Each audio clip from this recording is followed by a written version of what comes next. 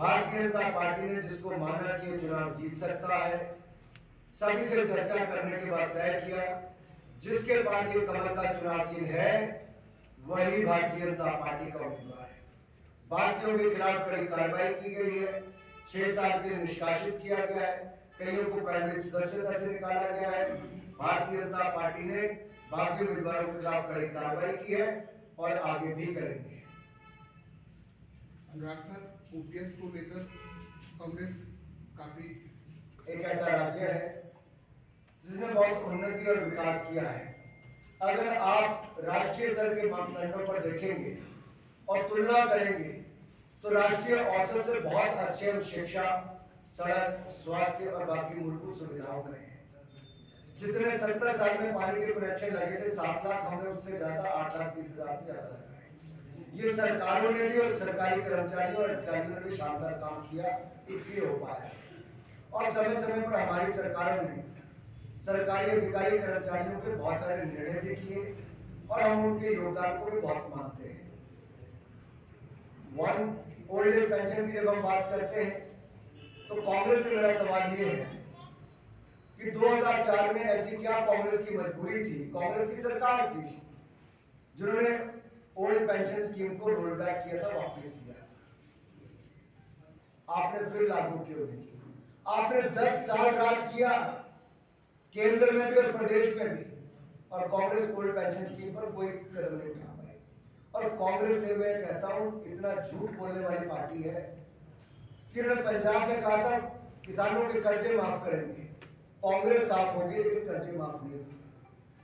राजस्थान, छत्तीसगढ़ का उदाहरण उठाकर देखिए, मध्य प्रदेश से कर्नाटक तक इन्होंने सरकारें ऐसे बनाई कि कर्जे माफ करेंगे और वहां अब लोग इनको कभी माफ नहीं करेंगे, ऐसी स्थिति उत्पन्न हो गई है। इसलिए मैं कहना चाहता हूं झूठी बातें और बड़े बड़े बातें करने इनका काम हो सकता है, हमने जो कहा था उससे ज्यादा करके दिखाया है और हमें पूर्ण विश्वास है कि हिमाचल की जनता भारतीय जनता पार्टी का साथ भी देगी, क्योंकि हिमाचल के चहुमुखी विकास में हिमाचल के अधिकारी कर्मचारियों से लेकर आम जनता भी पूर्ण सहयोग करेगी। सीटें तो उससे ज्यादा जीत कर हम सरकार बनाएंगे।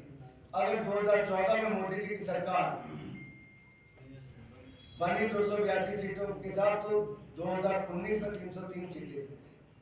उत्तर प्रदेश में हमने फिर वापस सरकार भारतीय जनता पार्टी की बनाई, इतिहास बनाया।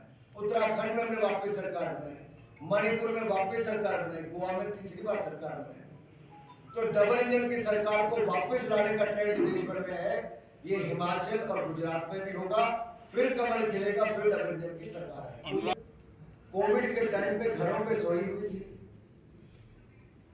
इनके कार्यकर्ताओं और आम जनता तक भी हम लोगों ने जाकर मास्क बांटना, राशन बांटना, दवाइयां देना, वैक्सीन देना और वैक्सीन के बारे में जानकारी देना, सैनिटाइजर देना, ये भारतीय जनता पार्टी के कार्यकर्ताओं ने सेवा भावना के साथ पूरे देश भर में किया।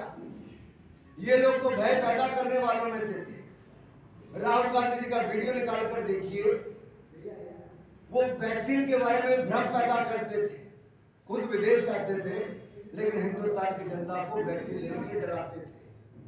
ये विपक्ष के नेताओं की स्थिति थी, लेकिन मोदी जी पर लोगों का विश्वास था तो वैक्सीन 200 करोड़ से ज्यादा देश ने लगाई थी। आज उस स्थिति से बाहर निकले हैं। प्रियंका जी, राहुल जी जो यात्रा कर रहे हैं वो भारत के टुकड़े टुकड़े करने वाली गैंग के साथ कर रहे हैं, इसलिए शायद आप उस यात्रा में नहीं जुड़े या भाई ने बहन को याद ही नहीं किया। ऐसा क्या कारण है कि भाई बहन की बन नहीं रही या उसको यात्रा में चाहते नहीं है? क्या कारण है कि 1.5 महीना हो गया वो वहां कहीं दिखी नहीं, लेकिन जो पोस्टर लगाते थे a country without a post office, एक ऐसा देश जिसका नाम निशान ना हो, जो नारा लगाते थे देश के टुकड़े हो हजार इंशाल्लाह इंशाल्लाह, उनको साथ में यात्रा में लेकर चले गए। ये कांग्रेस का असली चेहरा दिखाता है। सर एक बात उठ रही है, मेरे पास ना कोई ऐसी जानकारी है और मीडिया में कई तरह के कियास लगाए जाते हैं। हम विकास और जन कल्याण, भाजपा की पहचान विकास और जन कल्याण, इसके लिए हमने लगातार काम किया है, आगे भी करेंगे। और हमारी आज तक की सरकारें सुशासन और विकास के लिए जानी जाती है। घोषणा पत्र में भी आप हिमाचल प्रदेश को आगे ले जाने के लिए जन कल्याणकारी नीतियों के लिए और हिमाचल के हितों के लिए हम क्या क्या करने वाले सबकी जानकारी देंगे।